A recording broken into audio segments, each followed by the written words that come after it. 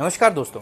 कभी आपने किसी को ये कहते सुना होगा कि बीच के आदमी सब पैसा खा जाते हैं। जब भी सब्जी महंगी होती है या फार्मर को दाम कम मिलता है, सबसे पहले ब्लेम मिडिलमैन पर आता है।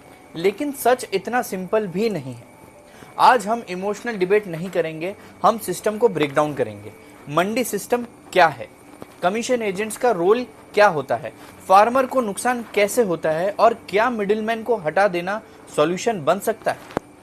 सबसे पहले मंडी सिस्टम को समझते हैं। इंडिया में एग्रीकल्चर मार्केटिंग का बैकबोन एपीएमसी मंडीज है, agricultural produce market committees. Idea ये था कि फार्मर को एक रेगुलेटेड मार्केट प्लेस मिले जहां वो अपनी फसल ओपनली बेच सके और उनको प्राइवेट एक्सप्लॉयटेशन से बचाया जा सके। पेपर पर यह सिस्टम प्रोटेक्टिव था, लेकिन ग्राउंड रियलिटी लेयर्ड हो गई। एक टिपिकल मंडी ट्रांजिशन में क्या होता है, फार्मर अपना प्रोड्यूस लेकर मंडी आता है, वहां कमीशन एजेंट या आढ़तिया होते हैं। वो ऑक्शन ऑर्गेनाइज करते हैं, बायर को कनेक्ट करते हैं, पेमेंट सेटलमेंट मैनेज करते हैं। यहां एक इंपॉर्टेंट चीज समझनी होगी, small farmers directly 5 ton produce city supermarket को सप्लाई नहीं कर सकता, उसको एग्रीगेटर चाहिए और मिडिलमैन वही रोल प्ले करता है। Aggregation, sorting, grading, credit support. हाँ, क्रेडिट सपोर्ट। बहुत से छोटे फार्मर्स इनफॉर्मल क्रेडिट आढ़तिया से लेते हैं। बीज के लिए पैसा, फर्टिलाइजर के लिए एडवांस, घर के कुछ खर्चों के लिए एडवांस। जब क्रॉप बेची जाती है तो सेटलमेंट एडजस्ट होता है, यानी मिडिलमैन सिर्फ ट्रेडर नहीं, लोकल फाइनेंसर भी होता है। तो क्या प्रॉब्लम है? प्रॉब्लम ट्रांसपेरेंसी और पावर इम्बैलेंस में है। जब मंडी में बायर लिमिटेड होते हैं और सेलर फ्रेगमेंटेड होते हैं तो प्राइस डिस्कवरी परफेक्ट नहीं होती, फार्मर को बार्गेनिंग पावर कम मिलती है।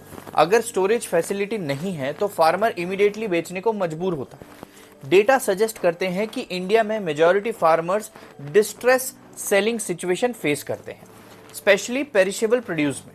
अगर 2 दिन में नहीं बेचा तो प्रोड्यूस खराब हो सकता है, यानी टाइमिंग उनके अगेंस्ट काम करती है। एक और रियल लाइफ सिनेरियो देखते हैं। कई बार न्यूज में आता है कि मंडी में एक ही दिन में हैवी अराइवल हुआ, सप्लाई ज्यादा, buyer limited, result rate crash. किसान मजबूर होकर कम दाम में बेच देते हैं। और अर्बन कंज्यूमर साइड देखिए, रिटेल में प्राइस हाई रहता है क्योंकि मंडी से सिटी तक कॉस्ट लेयर ऐड होती है, transport, loading, waste risk, shop rent और भी बहुत सारे। तो बीच का सिस्टम सिर्फ कमीशन नहीं है, रिस्क भी कैरी करता है। लेकिन क्या इसमें इनएफिशिएंसीज हैं? बिल्कुल है। कोल्ड स्टोरेज एक्सेस अनइवन है, डिजिटल ऑक्शन ट्रांसपेरेंसी बहुत लिमिटेड है, फार्मर्स को रियल टाइम प्राइस इंफॉर्मेशन हर जगह नहीं मिलती, इंफ्रास्ट्रक्चर गैप है। एपीएमसी रिफॉर्म्स डिबेट्स इसी वजह से उठते रहते हैं। कुछ लोग कहते हैं कि फ्री मार्केट अलाउ करो, कुछ कहते हैं रेगुलेटेड मंडी प्रोटेक्ट करती है। रियलिटी मिडिल ग्राउंड में है। अगर कंप्लीटली डीरेगुलेटेड कर दिया जाए और लार्ज कॉर्पोरेट बायर्स डोमिनेट करें तो स्मॉल फार्मर्स और वल्नरेबल हो सकते हैं। अगर फुली क्लोज्ड सिस्टम रहे तो इनोवेशन स्लो हो जाएगा। यानी प्रॉब्लम मिडिलमैन का एग्जिस्टिंग नहीं, प्रॉब्लम सिस्टम डिजाइन का बैलेंस है।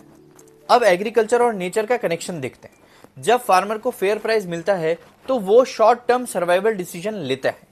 Over use of fertiliser, monocropping, soil exploitation, long term sustainability impact होती है। यानी मंडी सिस्टम का स्ट्रक्चर इनडायरेक्टली सॉइल हेल्थ और क्रॉपिंग पैटर्न को इन्फ्लुएंस करता है।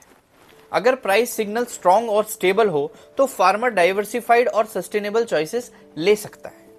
इसीलिए ये सिर्फ मार्केटिंग डिबेट नहीं है, ये इकोलॉजिकल और इकोनॉमिक स्टेबिलिटी डिबेट है।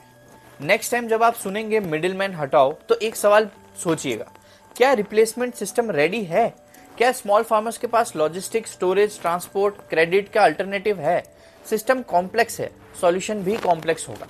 और इसी से अगला नेचुरल सवाल निकलता है, अगर मंडी सिस्टम इम्परफेक्ट है तो स्टोरेज और कोल्ड चेन कितनी बड़ी प्रॉब्लम है?